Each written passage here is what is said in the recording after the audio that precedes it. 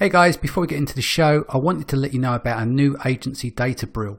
We have custom technology that allows us to manage sponsored ads for large Amazon accounts for all the main markets. Also, we've developed tools to give us the ability to bring on board larger brands with thousands of SKUs covering all the main pain points and barriers companies normally encounter when getting onto Amazon at scale. So if you are a large brand wanting to get onto Amazon or looking for a scalable PPC solution for your Seller Central account, then get in touch with me directly via danny@sellersessions.com. Hey guys, welcome back to Seller Sessions. This week we bring in Andy Slamans. Hey Andy, how are you doing? Good. How you doing, Danny? Very good. This is your first time on the show. Obviously, we've had Lee Ran on multiple times, so welcome. Do you want to give a bit of background on yourself?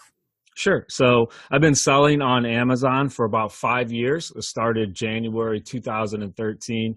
It was funny. I was actually looking through my messages yesterday. When I first started, I was chatting with Greg Mercer, who created Jungle Scout. Yeah. And he was actually just thinking about creating the program. So he kind of sent me his thoughts over. And I looked at him and I replied back to him and I said, Greg, I don't think anybody is going to pay you for the type of software that you're thinking about. Well, if you've been in Amazon for any amount of time, you know that Jungle Scout is hugely successful. And so I was laughing about that yesterday, that I will never go in the software business because I definitely struck out on the advice I gave to Greg on that one. Makes sense. Okay, so today we're going to be talking about, well, not just about the storage fee increase, that's just one area, but let's have a chat about what to do about it, because I think people are up in arms and they're concerned that it's like the world is end because we can't store in FBA. I mean, to give you a little bit of backstory on me, I don't store anything in FBA other than what's sent in on based on velocity. And that came from a suspension last year. So we have set up in terms of having a third-party prep center. And what I found is much more cost effective. I mean, we just pulled out of Japan for the short term because we've got an issue with some defects which we're going back in. But Japan is very, very expensive to store. It's the highest costing in the world, I think, in terms of FBA centers. So we were storing on a pallet. Price per pallet was about $25 per pallet per month. And then there's a handling fee to send into Amazon. UK, it's very cheap for us to store outside of Amazon. The same as US is a bit more expensive, but we store all our goods in LA, which is 18 miles from the port. And it works well for us. It's fiddly to keep sending stuff in and stay on top of your profit and loss software, where you have to take each shipment and update the cogs for that time period. So there is an increase with work, but I'm finding it far better to be outside of Amazon than be inside of Amazon, because if I did get stuck with any stock, I've got to spend money to pull it out. Or if I was to get another suspension, I can't just roll that across another, like a wholesale account and send the stock in. I've got to pull it all out of Amazon. The stock gets damaged or it comes back in shitty cartons. It never goes in as it goes in the glamorous boxes that you spent a fortune on to send them into Amazon in to make them sure that they're packaged right. So you've now yourself is set up your own center or facility, haven't you, for yourself? And Stephen Peterson, do you want to talk a little bit about that and the reasons and the whys behind it? Sure. So, for the last 2 or 3 years, I've always touted just the benefits and the advantages of storing all of your product at Amazon. Yeah. The fees were relatively low, and it just worked, right? Well, when Amazon first started their FBA program, the fees were like really low. In fact, because they were trying to attract buyers, you could basically send in, just unlimited amounts of products, and you really wouldn't feel the storage fees at all. Because again, they were trying to acquire sellers. They were trying to acquire massive amount of products. And back then they actually had a rule that you could send in, as long as it was just one of an item, Amazon wouldn't charge you any storage fees. And so a lot of booksellers, there were like these massive booksellers that would send in, truckloads of books, and they wouldn't be charged any fees. Well, Amazon obviously started to fill up. And I actually toured an Amazon warehouse about a year ago, and you could barely walk through that warehouse. It was so packed. And so, you know, bottom line is Amazon now is wised up. They don't want us as sellers using their warehouses as our personal garage. I don't know, you know, what your garage is like, but my garage is like overflowing. Yeah. And so, you know, they got smart. So they're starting to raise their fees. And so the last 2 years, I started to notice those fees a little greater. And so started to think about, you know, how am I going to increase my margins? And one way that I could do that is secure my own space. And so that's what I did. I basically break even just storing my products in my current warehouse. Yeah. And so, you know, and that's not including the money that I'm going to make and, you know, less fulfillment fees to third party warehouses. So, you know, at the end of the day, it just comes down to best business practice. And I think the writing's on the wall. Amazon's going to continue to increase their fees. I think that Amazon wants a more seller fulfilled Prime. Again, it's just because that's going to help the customer out. You know, if they have, you know, their tentacles all over, I actually seller fulfill Prime a product right now. It does really well. Customers trust that seller fulfilled Prime badge just as much as they trust the Amazon Prime badge. And so, you know, as your business grows, now it's not for everybody, right? I've probably grown to a level, I'm sure you're at the level now where, you know, you have a lot of inventory. And what I want to do with my business, I always want to have 4 to 6 months of inventory on hand. So it's really about managing that supply chain, you know, working with the logistics before, you know, it's always dicey, especially around Q4, working with your manufacturer. You know, you're starting to run out of stock, but, you know, the boats are all backed up. And so now what I'm able to do is I'm able to have 4 to 6 months of inventory in my warehouse. I feel a lot better. I don't have as much stress, you know, depending on my manufacturer, depending on the freight forwarder. Yeah.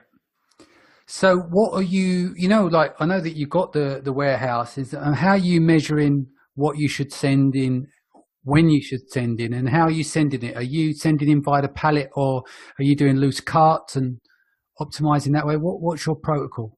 Yep. So I'm doing a little bit of both. I want to drip feed it as much as possible. And so, you know, I'm still toying and playing with what the optimal number of units is. Obviously, it's different for each product based on the sales velocity. Yeah. But you know, you want to have the optimal number where, you know, Amazon is going to give you preferred treatment, I guess, in their search. Yeah. You know, and I know there's no science behind this. This is just kind of a gut feel. But on some of my products, if I have more in the Amazon warehouse, obviously that's going to allow them to spread it out throughout the country. I think Amazon likes that. Maybe they feel a little secure. So I think, you know, on some of those products where they do have a number of units at FBA, they're going to give me preferential treatment in search, possibly. Again, that's just a guess, just a gut feeling, as opposed to maybe a competitor. You know, if I have 600 units in Amazon, maybe a competitor only has 200.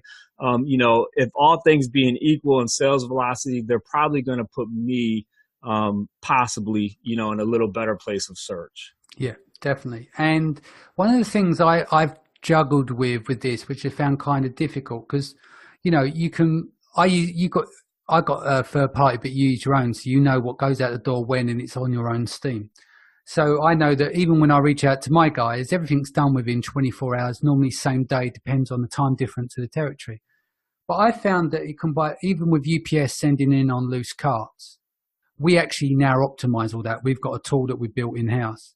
So we optimize for the longest side, 63.5, the maximum poundage that can go in the box, and optimize our packaging to suit, so that when we use our third-party prep center, that they're going to charge $3.50 a carton. Well, we want to make sure there's a maximum amount of units in that carton, and we also want to make sure when it gets to the other end that it's the maximum length that an Amazon employee can carry at the maximum weight to maximize that whole process. Right. But what I've found the most difficult part is that your stock's not lost, but it goes into like the middle ground of in transit. So you might send stuff in on velocity, and you might say do 400 units a week of, say, said product. So you start sending those in, but then it's like, well, it's not clearing. It's being shipped, but it's not clearing. So now a little trick that we do now is that even if it's not cleared, we still stick to the same timeline to keep sending it in. So it's coming in from behind.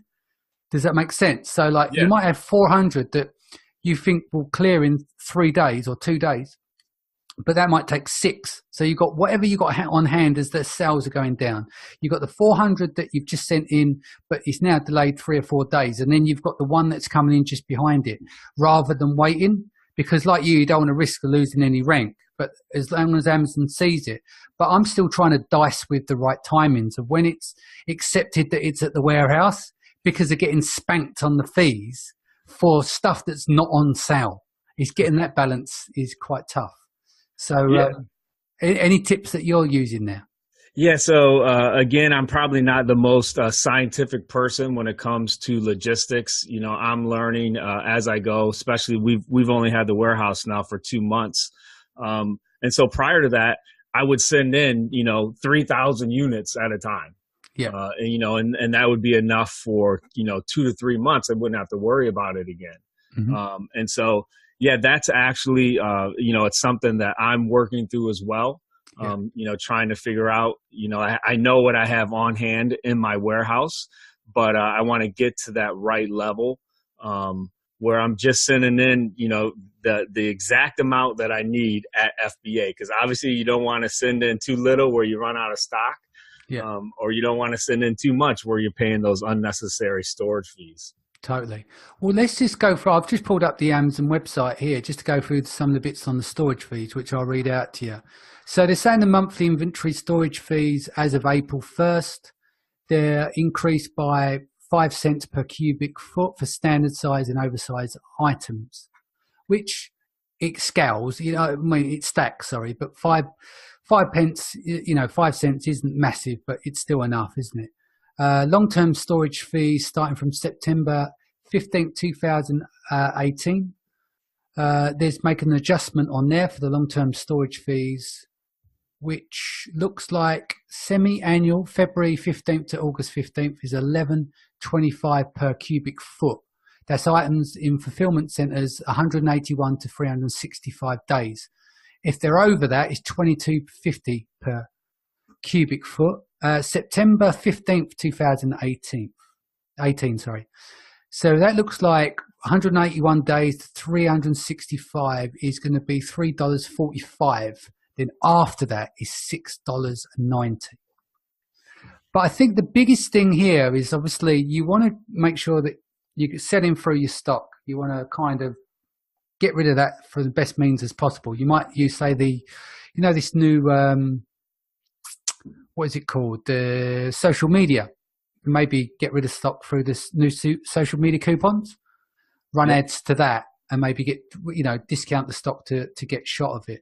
But once you've reached that equilibrium, I think the biggest point of these fees is that there's this index that Amazon has, and you have to meet a criteria. It says change for sellers with a professional selling plan who do not maintain an inventory performance index score of 350 or greater.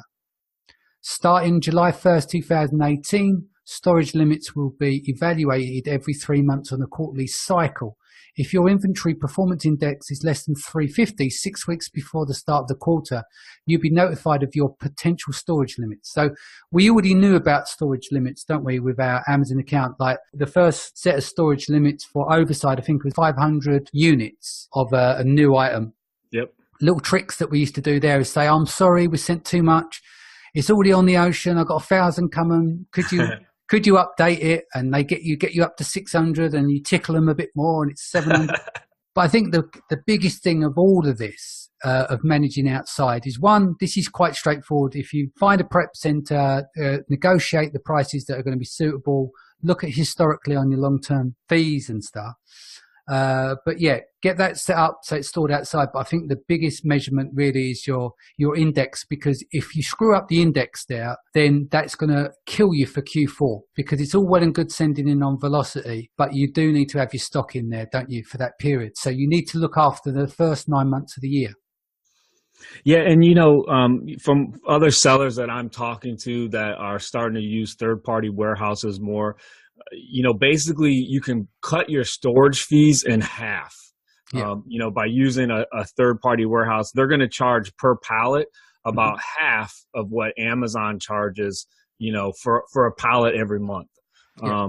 And so, at the end of the day, it just makes sense, to use a third party. It's a little more effort. You got to work a little harder logistically, but if you find a good warehouse, they should make it easy for you. They should actually, almost make it less work for you.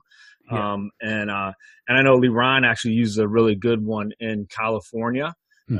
And he's figured out it's half, of what it would cost him to keep, because he wants to do the same thing. And I think most sellers want to do this. You want to have 4 to 6 months of inventory on hand. Yeah. I know for me, that was the goal always prior to me having my warehouse. I always wanted to have 4 to 6 months of inventory on hand in Amazon, because you don't want to go out of stock, because that's what's going to cost you the most. I actually have a product right now. Unfortunately, it's like really taken off. And so we've been out of stock on it for 2 weeks. Now that product sells between $8,000 and $10,000 a day. Wow. And it's merchant fulfilled. Right. But you can imagine the revenue loss that I'm experiencing because I didn't plan my supply chain right. Yeah. And so, you want to have 4 to 6 months, I think, always of inventory on hand. And in order to do that, if you want to save money, then either you want your own warehouse or you want to use a third party warehouse to really cut those fees in half. Yeah. Is there any software out there that you would suggest to manage this? If you're working across a lot of SKUs and you've got external stock and you want to manage this rather than using spreadsheets, is there anything you would suggest? Yeah, so I haven't started looking into that yet. That's my next step. Yeah. I've heard of some out there. I don't know how good they are, like Restock Pro. I think Liron actually might be using one right now. I can't remember which one it is. Yeah. What about you? Have you heard of any? No, I mean, I use Seller Legend to manage ours. We don't have hundreds of SKUs, so it's easier for us to manage. But I imagine if you've got a big account, that becomes quite a headache, especially if you are sending in on velocity. I mean, if someone's only got, say, 10 products, it's not so bad to manage from a spreadsheet. But if you are a bigger seller or you've got multiple SKUs where, you've got a huge amount of variations, you may be in clothing or something, then that starts to become more problematic to handle on this end. But I think the skies are not falling with this. And I think there are advantages of being outside. When people do realize, like, we all want to sit in front of our laptops at home or on the beach and all these different places and go, right, we send all of our stock to Amazon and not have to worry about it because we don't manage warehouses. But we now do have facilities in place to do this, which is actually cheaper than Amazon. So the money that you save from Amazon, you can pay a VA to do the management of, right, when this runs low on stock, meet this criteria and we'll reorder and send in. It doesn't, it's mathematics, isn't it? I know there's a bit of art and fudgery there, like, UPS picks it up, it snows, so there's the delay, it doesn't go. But generally, we can outsource that element as well and probably still be cheaper to a certain degree than it would than you would be storing in Amazon. Yep, absolutely. So going back to your, you said you do merchant fulfilled on this product that's out of stock.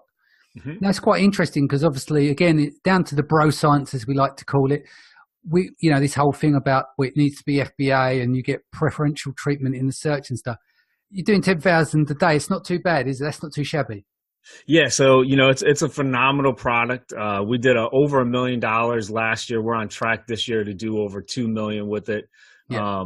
It's a very functional product, and so I actually ship it from California. So I'm able to do seller fulfilled Prime in California, and then about 4 or 5 surrounding states. Yeah.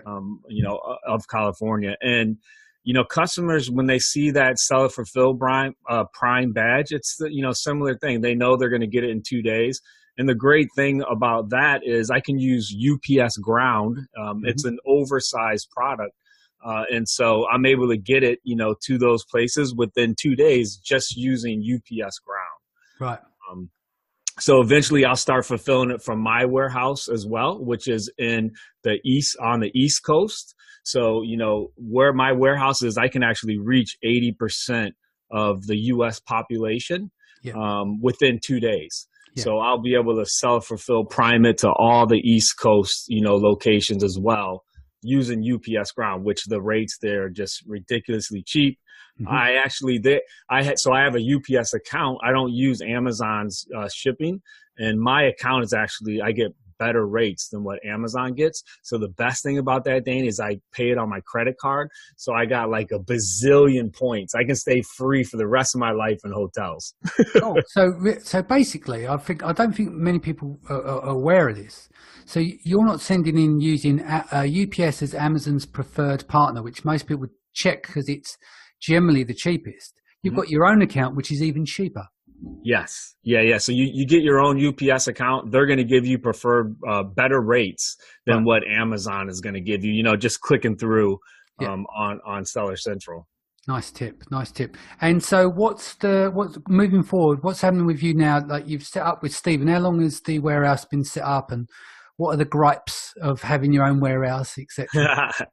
Yeah, so I'm definitely getting a few calluses on my hands, as we set up the warehouse. I haven't done that, for the last 2 years. Yeah. My hands have definitely gotten softer. So that's actually been good. It's kind of in the trenches. We were actually doing some of the shelving ourselves. I'm actually, until we hire somebody, I'm fulfilling some of our products, send them into Amazon. So that's been good. That's how I started.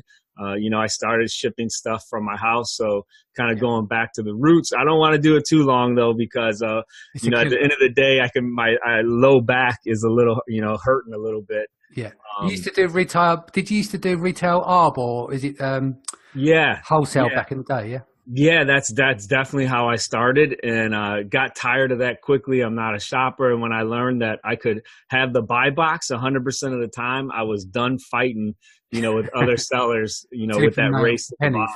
Yeah, exactly. So, do you think that your fulfillment will be hired out to the public, not public, but to Amazon sellers, like maybe some of the larger guys down the road, or? Yeah, so we're probably going to work with 4 to 5 larger sellers, who are looking for the same thing, who want to save on storage fees, who want to drip feed their product, who don't have a lot of SKUs, so we're looking for sellers that probably have between 10 and 15 SKUs that are maybe, higher velocity. Yeah. But we have the space, and so, we're definitely open to partnering with other folks. Sounds good. And in terms of what else you got going on, do you want to tell people about the Facebook group and the courses and etc.? Sure. So we have a Facebook group. It's called Amazing Freedom. If you're on Facebook, just search Amazing Freedom Amazon Sellers. I've really found, since I started selling on Amazon, just networking with other sellers has been tremendously beneficial for my business. I enjoy it. Like you, Danny, I love talking Amazon 24/7. Yeah. And so, I love just being with like-minded sellers, and you're always learning new tips and tricks. So that's the Facebook group, Amazing Freedom Amazon Sellers. Cool. And is the course open at the moment?